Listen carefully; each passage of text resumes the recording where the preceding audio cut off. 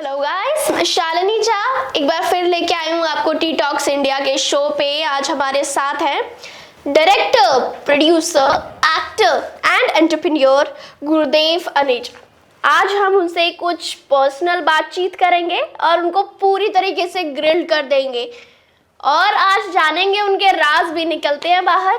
Hello sir, कैसे हैं आप? आई एम गुड, आप बताइए। ग्रेट।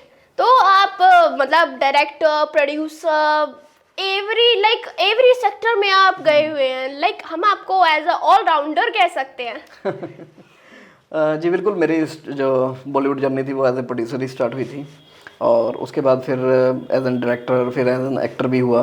क्योंकि बॉलीवुड में है तो अब जिस प्रोफाइल का कोई भी काम मिलता है, चाहे वो डायरेक्टर हो चाहे एज एन एक्टर हो, तो करते हैं।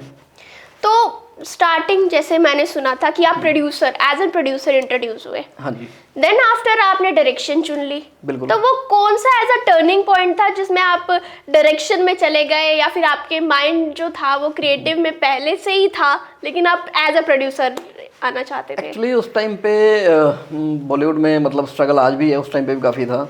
और एक प्रोड्यूसर वाला जो रास्ता था वो मुझे बिल्कुल क्लियर दिख रहा था। मैंने कहा यार एज एन प्रोड्यूसर जाएंगे ना तो जल्दी कनेक्शंस बिल्ड हो सकते हैं और जल्दी खुद को मार्केट में ला सकते हैं। और डायरेक्टर में इसलिए आना हुआ क्योंकि एज ए प्रोड्यूसर मेरी फिल्म फ्लॉप हो चुकी थी। ओके। तो फाइनेंशियली लॉस काफ़ी चल रहा था। ओके। तो उसके बाद फिर धीरे धीरे इंडस्ट्री में कनेक्शंस बन चुके थे, तो एज ए प्रोड्यूसर भी मैंने एज ए डायरेक्टर भी काम करता था, मैं सीख रहा था उस टाइम पे। फिर धीरे धीरे एज ए डायरेक्टर चांस मिला तो मैंने उसमें कंटिन्यू कर लिया। बट आप एज अ एक्टर भी सोच सकते हैं। तो मैं आपसे जानना चाहूँगी कि एक्सपोजर तो ओटीटी में आजकल जैसे देख रहे हैं, एक्सपोजर ज़्यादा ओटीटी में है। हाँ।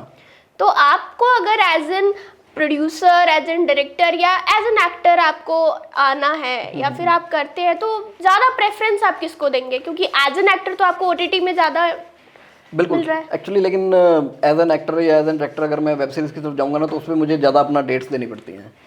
बिल्कुल। एक्चुअली बॉलीवुड मूवीज़ में उतना डेट्स नहीं जाती हैं जितनी वेब सीरीज़ में जाती हैं। और by the grace of God मेरे अभी कुछ पर्सनल बिजनेस भी चल रहे हैं और हमारा एक म्यूज़िक कंपनी भी है, उसको भी मैनेज करना होता है, हमारा ओटीटी भी चल रहा है। तो मतलब इतना सारा टाइम मेरा डिवाइड हुआ है ना कि मैं रेगुलर डेट्स नहीं किसी को दे सकता हूँ।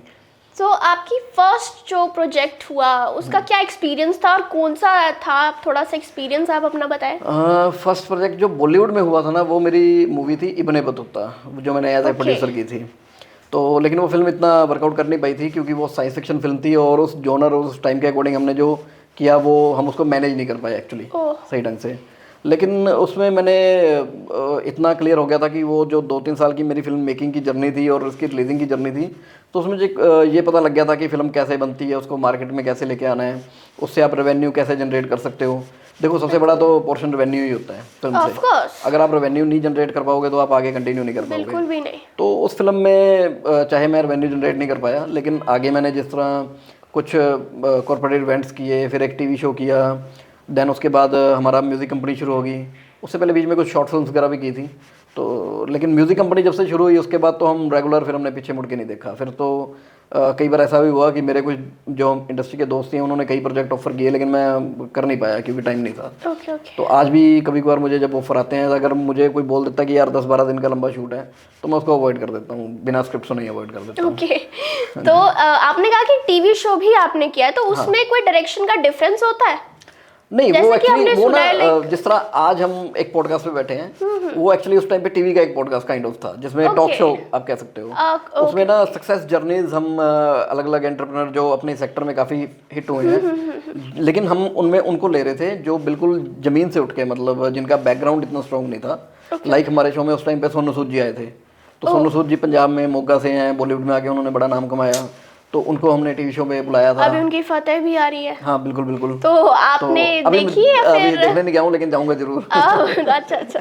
क्योंकि मेरे दिल में पर्सनली सोनू जी के लिए बड़ी रिस्पेक्ट है। दुनिया ने तो उनको 2020 में जाना जब लॉकडाउन था और उनका जो गुड हार्टेड वो है, लेकिन मैंने 2016 में जब उनके साथ शो पे शूट पे था तभी जान लिया था कि यार ये बंदा बहुत माइंड ब्लोइंग है। दिल का साफ आदमी, क्लियर आदमी और मतलब बड़े दिल का आदमी है वो। बिल्कुल। तो इसी से रिलेटेड एक मेरा क्वेश्चन है कि जब आप सेट पे रहते हैं और आपकी आर्टिस्ट्स आपके सामने रहते हैं तो बहुत बिगिनर्स भी होते हैं, तो आप उनको कंफर्टेबल कैसे करते हैं कि नो इट्स ओके करो, इस तरीके कौन सा ऐसा आपका एक्सपीरियंस रहा है कि? देखिए जो बिगनर्स होते हैं ना, अगर तो वो मुंबई में स्ट्रगल करके आए हुए हैं बिल्कुल। तो उनको मैनेज करना बहुत आसान है। ओके। अगर वो अभी तक बॉम्बे नहीं गए हैं और उन्होंने स्ट्रगल किया ही नहीं है, क्योंकि देखो बॉम्बे में जाके स्ट्रगल करना, एक वहाँ की सड़कों पे घूमना, ऑडिशंस देना, जगह जगह माथापच्ची करना कि कहाँ से काम मिले, तो वो जो 2-4 साल वहाँ पे लगाया होता है तो उसको तो बहुत कुछ पता होता है इंडस्ट्री के बारे में। बिल्कुल। जो न्यू कमर एकदम से उठ के आते हैं और सोचते हैं कि बस मैं एक प्रोजेक्ट कर रहा हूँ और फिर सलमान खान बन जाऊँगा, तो उनको मैनेज करना बहुत मुश्किल होता है। 1-2 बार हमारे साथ ऐसा हुआ है, लेकिन अभी इन दिनों में मैंने थोड़ा बिगनर्स के साथ काम करना बंद भी कर दिया है। कुछ पुराने जो कंटिन्यू साथ चल रहे हैं, जिन्होंने अभी कुछ 1-2 प्रोजेक्ट्स किए हैं साथ, तो उन्हीं के साथ ज़्यादा आगे मैं कंटिन्यू कर रहा हूँ। तो अब तो बिगनर्स के साथ काम करने से पहले मैं उनके साथ 2-4 बार पहले मिलता हूँ और पर्सनली उनको समझने की कोशिश करता हूँ कि भाई ये सेट पे माहौल कैसा रखेगा कैसा नहीं, क्योंकि इतनी बड़ी यूनिट होती है। आप जब एक यूनिट को लेके जाते हो तो कम से कम 25-30 लोग तो नॉर्मल होते हैं उसमें, मतलब एक छोटे प्रोजेक्ट के। अगर बड़ा प्रोजेक्ट है तो मान के चलो 100 लोगों की यूनिट होगी। बिल्कुल। अब एक बंदा जो है ना, वो 15-20-25 लोगों में क्या नेगेटिविटी क्रिएट करे, क्या वहाँ पे 10 दिन माहौल बना के रखे, वो बड़ा मैटर करता है। कोई इंसिडेंट आपके साथ हुआ है ऐसा? अब बहुत हुए हैं, रेगुलर होते रहते हैं, रिसेंटली भी हुआ था। Okay okay. तो म्यूजिक वीडियोस में भी ऐसा ही होता है? हाँ बिल्कुल होता है, म्यूजिक वीडियोस में तो बल्कि आज तक वैसे मेरा रिकॉर्ड है जितने भी मैं म्यूजिक वीडियोस शूट करके आऊँ वो रिलीज़ किए हैं। लेकिन रिसेंटली 1-2 बार ऐसा हुआ कि 1-2 न्यू कमर्स को हम ले गए और उनके साथ मुझे बड़ी वहाँ पे परेशानी फील हुई और बाद में मैंने वो म्यूजिक वीडियो रिलीज़ भी नहीं की है। मैंने उनको बोल दिया कि मुझे करना ही नहीं है। ओह। मतलब इतना परेशान हो चुका था मैं। ओके। तो क्योंकि कुछ हमारी इंडस्ट्री के कुछ रूल्स हैं, कुछ एथिक्स हैं। बिल्कुल। तो क्या होता है कि एक पूरी यूनिट एक डिसिप्लिन में काम कर रही होती है। अगर आप आउट ऑफ डिसिप्लिन जाके अपना कुछ करोगे उस सेट के अकॉर्डिंग, तो फिर वो आपका माहौल नेगेटिव क्रिएट करता है वहाँ पे। तो इस वजह से मैं मतलब बड़ा सिलेक्टेड उस वे में काम करता हूँ। और मुझे जानना था कि कितनी बार डायरेक्टर्स के ऊपर भी सवाल उठ जाते हैं फिल्म इंडस्ट्रीज में, और उठते क्या बहुत बार उठे भी हैं। हाँ तो इस टर्मिनोलॉजी को आप किस तरीके से लेंगे और किस स्पोर्टी वे से लेते हैं, या फिर किस बेस से आप इस चीज़ को लेते हैं? आप ध्यान रखते हैं कि ऐसा कुछ मेरे बारे में ना आगे जाए? देखिए ध्यान तो मैं अभी भी काफ़ी रखता हूँ, पहले भी रखता था। क्योंकि एज ए डायरेक्टर के अलावा मेरी एक फैमिली भी है, मेरे फ्रेंड्स भी हैं, मेरे घर में और भी मेरे दोस्त हैं, रिश्तेदार हैं। तो मतलब अगर कुछ मेरे पे सवाल उठेंगे, चाहे मैं उसमें गलत हूँ चाहे नहीं हूँ, बिल्कुल, तो एक बार तो सबको सोचना पड़ेगा ना। तो इस वजह से मैं तो बहुत ध्यान रखता हूँ कि कोई भी ऐसा क्वेश्चन भी, अफवाह भी उठ के ना आए मेरे बारे में, ताकि जिसका ध्यान किसी की तरफ जा सके। ओके। तो फ्रेंड्स, फैमिली के बारे में अगर आप बात की है आपने, तो मैं जानना चाहूँगी कि इतनी चीज़ें आप करते हैं, एंटरप्रेन्योर हैं, म्यूजिक डायरेक्शंस करते हैं, फिल्म डायरेक्शन करते हैं, उसके बाद आप फैमिली को टाइम कैसे दे पाते हैं? लाइक कैसे मैनेज कर लेते हैं? ये तो है तो बड़ा डिफिकल्ट, क्योंकि लास्ट 2 और 3 ईयर से मतलब शायद ही कोई ऐसा दिन होगा जब मैं घर पे रुका हूँ। मतलब चाहे संडे हो चाहे कोई भी हो, मतलब बहुत रेयर ऐसा है। और कई बार तो ऐसा होता है कि सुबह 10 बजे निकलता हूँ तो रात को 11-12 बजे तक घर एंटर करता हूँ। तो लेकिन इसमें ये है कि चलो बीच में जिस तरह फैमिली के साथ कभी 8-10 दिन के लिए आउटिंग पे चला जाता हूँ, या मेरा जो होम टाउन है तो मैं 8-10 दिन के लिए वहाँ चला जाता हूँ। तो वहाँ पे फिर मेरा जो प्रॉपर टाइम होता है मैं फैमिली के साथ ही अपना स्पेंड करता हूँ। वहाँ पे अपने दोस्तों से मिलना, फैमिली को टाइम देना, तो लगातार 8-10 दिन अपना वहाँ लगा के फिर उसके बाद कंटिन्यू काम पे लगा। मतलब ये सबको सीखना चाहिए कि किस तरीके से काम के साथ फैमिली को भी इम्पोर्टेंस देनी है। बिल्कुल, फैमिली को टाइम देना बहुत ज़रूरी है। ओके। क्योंकि देखिए कुछ भी हो, आपको काम करना है, फैमिली भी रन करनी है। काम आप इसलिए करते हो क्योंकि फैमिली के लिए पैसा कमा सको, क्योंकि आपको अच्छा घर चलाने के लिए पैसों की भी जरूरत होती है। बिल्कुल। लेकिन फैमिली को टाइम देना बहुत ज़रूरी है, चाहे आपके वाइफ हो, मम्मी पापा हो। क्योंकि लाइफ में जो कुछ लोग भगवान ने आपको चूज़ करके दिए हैं, उनके पीछे कुछ पर्टिकुलर रीजन हैं। उनका आपके साथ कोई ऐसे कनेक्शंस हैं कि आपको उनको टाइम देना चाहिए। तो इस वजह से मेरा ये मानना है कि फैमिली को टाइम देना बहुत ज़रूरी है। जब आप इंडस्ट्री में एज ए प्रोड्यूसर आए थे, तब आपने बताया कि काफ़ी लॉस हुआ आपको फर्स्ट फिल्म पे। बिल्कुल। तो तब आपकी फैमिली की क्या सोच थी? क्या वो सपोर्टिंग थे, या फिर कह रहे थे कि छोड़ दो, ये इंडस्ट्री छोड़ दो, जैसे कि कहा ही जाता है? बिल्कुल देखिए मेरी फैमिली में सारे जॉब वाले लोग हैं, मतलब, और उनका यही था कि मैं जॉब करूं। और जब फर्स्ट फिल्म फ्लॉप हुई तो सबको यही उम्मीद थी कि चलो पैसे डुबो दिए हैं लेकिन अब वापस आ जाएगा। लेकिन मैं तो अभी वापस नहीं गया। मेरे पापा ने तो बहुत ट्राई भी की, लेकिन मेरे पापा बड़े सपोर्टिव भी हैं। मतलब उनका देखो, हर बाप अपने बेटे के लिए अच्छा ही चाहेगा। तो वो भी सोचते थे कि यार अगर इस फिल्म में या इसको इंडस्ट्री अभी समझ नहीं आ रही है, क्योंकि वो कहते थे यार इस इंडस्ट्री के बारे में तो मैं जिसको पूछता हूँ उसको ही नहीं कोई नॉलेज है। क्योंकि मैं जिस शहर से मैं बिलोंग करता हूँ उस टाइम पे तो इस इंडस्ट्री के बारे में बिल्कुल भी बहुत रेयर किसी को नॉलेज थी। अब तो खैर थोड़ा सा सोशल मीडिया और इन सब का ज़माना आ गया है, तो अब सोशल मीडिया के थ्रू कुछ जेन्युइन चीज़ें या कुछ अनजेन्युइन चीज़ें भी उन तक जाती होंगी, लेकिन उस टाइम तक नहीं थी। तो उस टाइम तक तो पापा मुझे बहुत समझाते रहे लेकिन मैंने सोचा कि नहीं, अब तो इसी में कर लिया तो इसी में ही अपना ज़िंदगी स्पेंड करियर करूँगा। करेंगे। बिल्कुल। Oh that's great. एंड अगर आपकी फैमिली सपोर्टिव बेस्ड थी और नहीं भी थी तो आपने कितनी सपोर्टिव से लिया और उस चीज़ को आज आप यहाँ पे बैठे हुए हैं और आप मतलब कहा जाता है कि एज डायरेक्टर, प्रोड्यूसर, एक्टर, तो एक्टिंग में जब आपने डायरेक्टर से एक्टिंग में जब आपने जंप किया तो क्या प्रॉब्लम्स आई या फिर ठीक है फ्लो में चला एक्टिंग में गया? जाना मेरे लिए कोई ज़्यादा डिफिकल्ट नहीं था, क्योंकि मैं एज ए डायरेक्टर ही बहुत काम कर चुका था। जब तक मैं एक्टिंग में जा रहा था तब तक एज ए डायरेक्टर और शूट्स पे रहना और शूट का माहौल देखना, एक्टिंग के लिए क्या क्या चाहिए, तो उसमें मुझे कोई भी ज़्यादा दिक्कत नहीं आई थी। अच्छा, और मेरे कोई इतने comfortable हो गए लंबे शेड्यूल नहीं होते थे, क्योंकि क्या होता है कि जब आपका लंबा शेड्यूल होता है ना 15-20 दिन, 1 महीने का, तो कहीं ना कहीं आप थोड़ा फैमिली भी मिस करने लगे जाते हो, Exactly. अपने काम को भी मिस कर रहे होते हो, तो थोड़ा सा फिर आपको एक्टिंग से फ्रस्ट्रेशन फील होती है। लेकिन बिल्कुल। मेरे इतने लंबे शेड्यूल नहीं होते थे, मतलब एक्टिंग के मामले में। अभी जब एज ए डायरेक्टर कभी फिल्म्स लेके जाते हैं तो उसमें भी मैं बड़ा ध्यान करता हूँ कि मैं 10 से 15 दिन में अपना शूट खत्म कर दूँ, इससे लंबा ना जाने दूँ, क्योंकि कहीं ना कहीं फिर हर कोई अपनी फैमिली को मिस करने लग जाता है। और हमारा इतना बजट नहीं होता अभी फिल्मों का कि यार मैं डबल वापस शूट में दोबारा आ सकूँ। हाँ बिल्कुल। तो इस वजह से मतलब हम इस तो चीज़ का मतलब बड़ा हम ध्यान रखते आपको हैं। कह सकते हैं कि आप ऐसे डायरेक्टर हैं जो सबका ध्यान रखते हैं। हाँ बिल्कुल। सबकी फैमिली भी मैनेज हो, प्रोफेशन भी मैनेज हो, सबका ध्यान बिल्कुल। रखते हैं। तो मतलब व्यूअर्स को भी पता चल रहा है कि अगर वो भी आपके साथ आगे काम करेंगे तो उनको भी फुल टाइम मिलेगा अपनी फैमिली के लिए, अपनी प्रोफेशन के लिए, राइट? बिल्कुल बिल्कुल। आप मेरी जो यूनिट अभी भी हम जब शूट पे जाते हैं, आप मानोगे नहीं, चाहे 10-15 दिन का शेड्यूल हो, उसमें भी हम 1-2 दिन का ब्रेक लेके कभी क्रिकेट खेलते हैं, कभी घूमने निकल जाते हैं। मतलब यूनिट के साथ भी टाइम स्पेंड होते हैं। बिल्कुल, मतलब ये नहीं है कि कंटिन्यू शूट्स ही चल रहे हो, हमारे शूट में भी हम बड़ा फन करते हैं। अरे फिर तो स्ट्रेस आता ही कहाँ होगा शूट में? नहीं, स्ट्रेस हम आने ही नहीं देते। अच्छा। बिल्कुल भी। मैं अपने यूनिट पे कोई भी नेगेटिव एनर्जी या कोई भी नेगेटिव थिंग को मैं अलाउड नहीं करता आने के लिए। Okay, बड़ा स्ट्रेस फ्री रखता हूँ, that's यूनिट के great. साथ अपना मिक्सअप होके रहता हूँ, और मैं चाहता हूँ कि सब फन करें, अपना एंजॉय करें। अच्छा, नहीं ये तो बहुत अच्छा है। और जो सुन रहे हैं हमारे व्यूअर्स जो हैं वो भी चाहेंगे कि आपके साथ काम करें, क्योंकि ऐसे इतना प्रेशर आजकल हर चीज में, हर काम में इतना प्रेशर आ गया है बिल्कुल। कि मतलब काम ही नहीं कोई करना चाहिए, छोड़ो। लेकिन आप जैसे डायरेक्टर के साथ तो सभी काम करना चाहेंगे। मैं आपसे ये पूछना चाहूंगी कि जब आप काम करते हैं तो अगर आपकी चॉइस होगी तो आप एक नेपो किड को ब्रेक देना चाहेंगे या फिर एक जो डिजर्विंग पर्सन है उसको? देखिए, ऑफ कोर्स मैं चाहूँगा कि जो डिजर्विंग है उसी को चांस दें। ओके। लेकिन जो एक वर्ड है नेपो, वो एक्चुअली मैं उसको इतना वो नहीं लेता हूँ नेगेटिव में, क्योंकि अब मान लीजिए मैंने मोस्टली देखा है कि डॉक्टर के बेटे डॉक्टर ही बनते हैं। अब मान लो कोई फिल्म स्टार है, उसका बेटा फिल्म स्टार अगर बन रहा है तो उसमें कोई बड़ी बात नहीं है, उसको तो बल्कि शुरू से पता है कि इंडस्ट्री में क्या होता है या क्या हमको सीखना है या क्या करना है। अब कोई नए बैकग्राउंड से आएगा, जिस तरह मैं खुद पे अगर लगाऊं, मैं नए बैकग्राउंड से था, मुझे फिल्म इंडस्ट्री का तो कुछ पता भी नहीं था, तो मैंने सब कुछ आके देखा, सीखा, तो मैंने उस पर टाइम लगाया। अब जितना मैंने टाइम लगाया उतना तो जो बड़े स्टार्स के बेटे या बड़े डायरेक्टर्स या प्रोड्यूसर के बेटे हैं, उन्होंने तो बचपन से ही वो चीज़ें देखी हैं।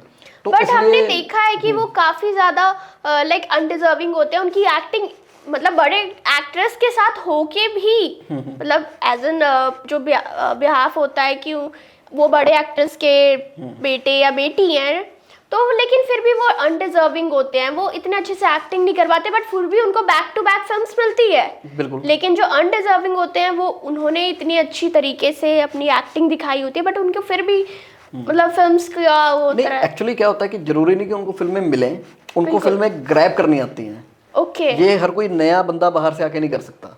अब मैं सोचूंगी यार कोई नया एकदम से आया, उसकी एक फिल्म हिट हुई, उसके बाद में उसको फिल्म नहीं मिली, तो इसमें मैं कहीं ना कहीं ये देखूंगा कि शायद उसी बंदे का फॉल्ट भी हो सकता है। क्योंकि बाय लक या बाय अच्छे स्ट्रगल से या आपके अच्छी लुक से या अच्छी एक्टिंग की वजह से आपको पहली फिल्म मिल गई, लेकिन अगर उसके बाद आपको कोई फिल्म नहीं मिल रही है तो उसमें ज़्यादा कसूर फिल्म इंडस्ट्री का नहीं है, आपका भी है। शायद वो हो सकता है किसी डायरेक्टर से जाके ना मिल रहा हो, किसी प्रोड्यूसर से ना मिल रहा हो। और ये इंडस्ट्री ऐसा नहीं है कि आपको घर बैठे थाली में सजा के सब कुछ देगी, आपको बाहर निकलना पड़ेगा, आपको लोगों से मिलना पड़ेगा, आपको अपना काम मांगना पड़ेगा। Of course. आपको अपना काम जब तक मांगोगे नहीं तब तक कोई देगा नहीं। तो हमारे जो ग्रोइंग अभी एक्टर्स या मतलब आते हैं मुंबई में, अचानक आ जाते हैं कि हमें तो एक्टर एक्ट्रेसेस बनना है बड़ा ही, तो उसके लिए आपके क्या टिप्स रहेंगे? क्या चीज़ें करनी चाहिए जिससे कि आपको ज़्यादा से ज़्यादा इस इंडस्ट्री में काम मिले? देखो, सबसे पहले तो ओपन माइंड होके आओ। मैं तो हर जो भी नया आ रहा होता है उसको ये बोलता हूँ, क्योंकि इसमें आपकी टर्म्स एंड कंडीशन नहीं चलेंगी। इसमें प्रोड्यूसर की टर्म्स चलती हैं, कुछ डायरेक्टर्स की टर्म्स चलती हैं, कुछ जो पीछे से कंपनी प्रोडक्शन हाउस है या डिस्ट्रीब्यूटर्स हैं उनकी टर्म्स चलती हैं। तो अगर आप आके बोलोगे नहीं स्क्रिप्ट की डिमांड है लेकिन मैं तो ये नहीं कर सकता, तो फिर आपके लिए डिफिकल्टी क्रिएट होगी। Okay. अगर आप ओपन माइंडेड नहीं हो या आप बोलोगे नहीं मेरे घर में तो ये सीन अलाउड नहीं करेंगे, तो फिर आप अपने घर पे बैठो, मैं तो कोई राय देता हूँ। अच्छा। तो मतलब ओपन माइंडेड जब तक अगर नहीं हो ना तो आप इंडस्ट्री में एक बार मत आओ। अगर आपको ये लगता है कि दुनिया क्या कहेगी, मेरे दोस्त क्या कहेंगे, मेरे रिश्तेदार क्या कहेंगे, मेरे मम्मी पापा क्या कहेंगे, तो आप पहले अपने मम्मी पापा दोस्तों रिश्तेदारों की सुन लो, उसके बाद जब वहां से फ्री हो जाओ तब इंडस्ट्री में आ जाना। मैं सबको ये राय गाइड करता हूँ कि पहले आप उनकी सुन लो। मतलब आपको कंफर्ट लेवल से बाहर निकलना ही आपको निकलना पड़ेगा। सो सी कंफर्ट लेवल से आपको बाहर निकलना पड़ेगा। बिल्कुल निकलना पड़ेगा, आप अपने कंफर्ट में रह के काम नहीं कर सकते। अच्छा, तो ये तो बहुत अच्छी बात है। एंड मुझे ये भी बहुत अच्छा लगा क्योंकि इतना फ्रीक्वेंटली कोई नहीं बोलता कि हाँ ठीक है नेपो किड्स भी डिजर्विंग है, क्योंकि जितने भी मैं बात करती हूँ या फिर मैंने बात की है जिन लोगों से, वो कहते हैं हाँ ठीक है नेपो किड्स तो अपने मम्मी पापा के कनेक्ट्स पे आ जाते हैं, बट आपने जो बताया कि नेपो किड्स भी डिजर्विंग है। नहीं बिल्कुल डिजर्विंग है। आप देखिए अब रणवीर कपूर है, वो आज का स्टार है, तो वो तो डिजर्विंग है। ठीक है। आलिया अब भट्ट को देख देखो आलिया लीजिए, भट्ट भी डिजर्विंग है, श्रद्धा कपूर है वो भी डिजर्विंग है। ऑफ कोर्स, जबकि उसको लॉन्च भी नहीं किया करण जौहर ने। देखो वो तो अपने अपनी एक देखो एक ना अपना अपना फ्रेंडली दायरा होता है या जिसको हम लॉबिज्म भी कह सकते हैं। Exactly. अब सपोज कीजिए कि मेरे जो आर्टिस्ट हैं जिनके साथ मैं काम करता हूँ, अब उनके मेरे साथ और मेरे उनके साथ बड़ी अच्छी बॉन्डिंग है, तो मुझे उनको कोई अपनी टर्म्स नहीं बतानी पड़ती, उनको अपनी टर्म्स नहीं बतानी, हम सीधा एक दूसरे को फ़ोन करते हैं और शूट पे चले जाते हैं। अब कोई नया इन होगा तो पहले मैं उसको समझूंगा, वो मुझे समझेगा, मैं पहले उसके साथ 1-2 दिन शूट करके देखूंगा, वो मुझे जज करेगा, मैं उसको थोड़ा जज करूंगा, फिर आगे हम लंबा बढ़ेंगे, तो उसमें अभी बड़े दिन भी जाएंगे और ये भी नहीं पता कि वो ट्रायल सक्सेसफुल हो या ना हो। तो अब जो सपोज कल को कोई मेरा एक्टर हमारी टीम में से या मैं कोई बड़ा डायरेक्टर बन जाऊं, तो मैं तो यही कहूँगा कि मैंने तो इनके साथ काम किया हुआ, मैं इनके साथ ही करूँगा, क्योंकि वो मेरा एक फ्रेंडली दायरा है। मुझे पता है कि यार ये मेरी लॉबी का ही आदमी है और इसके साथ मुझे कोई दिक्कत नहीं होगी, चाहे 20 दिन शूट पे चला जाऊँ, ये मुझे तंग नहीं करेगा, मैं इसको तंग नहीं करूँगा। हाँ, कंफर्ट लेवल अपना बन जाता है। तो अब किसी ने किसको लॉन्च नहीं किया या क्या है, वो एक उनकी टर्म्स एंड कंडीशंस या कुछ आपस में वैसा मैचअप नहीं हुआ होगा, तो उसमें कुछ ये नहीं कह सकते कि यार उसने इसको लॉन्च नहीं किया या इसने उसको नहीं किया। तो वो अपनी अपनी एक दायरा है सबका। कोई ऐसी मेमोरी आउटडोर शूट की जो आप हमसे शेयर करना चाहे, अच्छी या बुरी, जो अभी तक आपको हॉन्ट करती है? एक्चुअली हमारे ना माउंटेन्स की तरफ बड़े शूट होते हैं आउटडोर। ओके। जिस तरह मनाली हो गया, धनौल्टी हो गया, उत्तराखंड में और भी लैंसडाउन की तरफ। तो जब भी हमारे आउटडोर शूट पहाड़ों में होते हैं ना, तो जब मैं नया नया शूटिंग इंडस्ट्री में था, मतलब ज़्यादा शूट से हम गए नहीं थे, तो उससे पहले मतलब ये सुनते थे कि भूत होते हैं और ये सब चीज़ें सुनने में आती थी हमको। बिल्कुल। और मैं बिलीव नहीं करता था। लेकिन अब जब हम पहली बार शूट पे गए पहाड़ों की तरफ, तो हमारा मतलब जेन्युइनली भूतों से सामना हुआ, मतलब रियल में हमारे साथ पूरी यूनिट के साथ मतलब हॉरर एक्टिविटीज़ काफ़ी हुई। और अभी भी रिसेंटली हम धनौल्टी में शूट कर रहे थे, तो पूरी टीम के साथ अब जब हम आ रहे थे तो सबने प्रैक्टिकली लाइव मतलब भूत देखा मतलब। हाँ, आप कह रहे हैं कि प्रैक्टिकली सामने हमने उस चीज़ को फील किया? बिल्कुल बिल्कुल बिल्कुल। और एक बार तो ऐसे भी हुआ कि मैं जब शूट पे जा रहा था, तो उस टाइम पे भी उत्तराखंड में शूट था, लैंसडाउन जाना था हमने। तो मेरा दोस्त कार चला रहा था और मैं साथ बैठा था, रात के कोई 1-2 बजे होंगे। तो अब भाई रात को 1-2 बजे तक, क्योंकि सुबह शूट शुरू होना था, हम रात को निकले थे क्योंकि दिन में हमारा कुछ दिल्ली में काम था, तो हम रात को जा रहे थे। तो एकदम से उसने गाड़ी रोकी और मैं सीट ना पीछे करके ऐसे आराम से लेटा हुआ था। मैंने कहा क्या हो गया? कहता यार ये सामने देख रोड बंद हुई पड़ी है। तो ये शायद नैनीताल वाली रोड थी, मसूरी या नैनीताल की रोड की ये बात थी, क्योंकि ये बात 2010-11 की है, इसलिए इतना ध्यान नहीं है।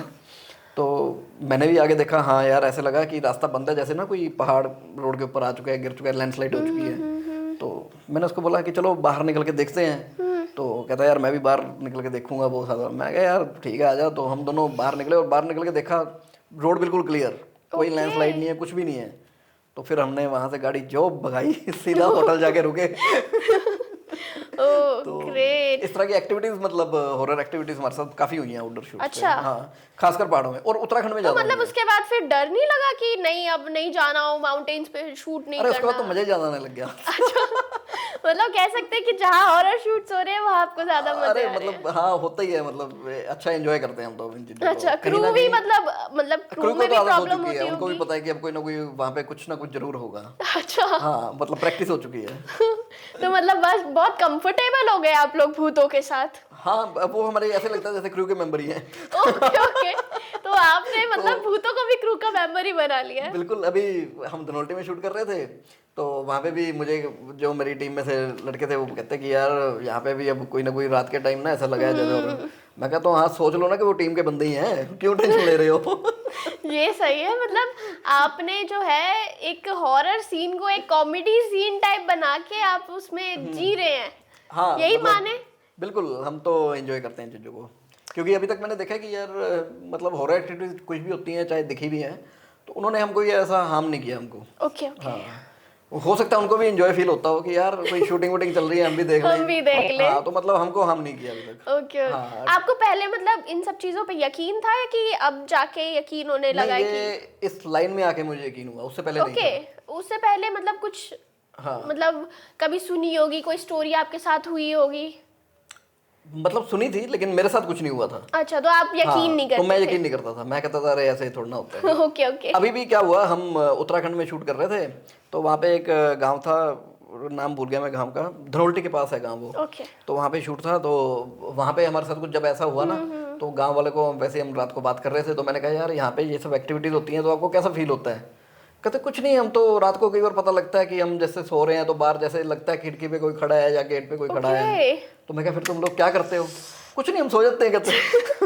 तो मैंने कहा डर नहीं लगता, कहते नहीं हम उनको कुछ नहीं कहते, वो हमें कुछ नहीं कहते। ओहो। कहते हमें तो जंगली जानवरों से डर लगता है, कोई बाघ ना आ हाँ, जाए कोई सही भालू बात ना आ है। जाए तो तो मतलब हम कभी उनसे डरते आपके हैं। साथ हुआ है कि जंगली जानवर ने कोई अटैक कर दिया हो या कुछ ऐसा? हाँ एक बार हम लैंसडाउन में शूट कर रहे थे, उस टाइम पे मेरी गढ़वाली फिल्म का शूट चल रहा था। तो ओके। हम खाना खा के रात को वैसे ही सैर के लिए निकल जाते थे यूनिट के लोग, और हमारे बिल्कुल सामने मतलब पहाड़ से एक तेंदुआ कूदा और दूसरी तरफ गया, मतलब जैसे तो 50 मीटर का डिस्टेंस होगा। और मैंने पहली बार वो लाइव देखा कि यार तेंदुआ ऐसा भी होता है मतलब अच्छा। दिखने में। और एक बार तो मैं उत्तराखंड में श्रीनगर एक शहर है तो वहाँ पे गढ़वाल भवन बना हुआ है तो हम वहाँ पे रुके हुए थे। तो ओके। मेरा रूम बिल्कुल टेरिस पे था और मेरे साथ टीम का एक आदमी था।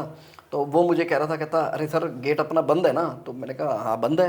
तो हम खाना खा रहे थे अंदर बैठे। तो मैं कहा क्यों क्या हुआ। कहता बाहर ना तेंदुआ खड़ा है। ओह। मैंने कहा यार होटल में कहाँ से तेंदुआ आ जाएगा। कहता सर हम हमारा रूम छत के ऊपर है ना तो यहाँ पे कभी कभी रात में आ जाता है। तो मैंने खिड़की से देखा सच में बाहर तेंदुआ खड़ा था। अरे, तो सांसें रुक गई होंगी फिर तो। मतलब इतना डर जीने मतलब मरने के ऊपर आ जाता है।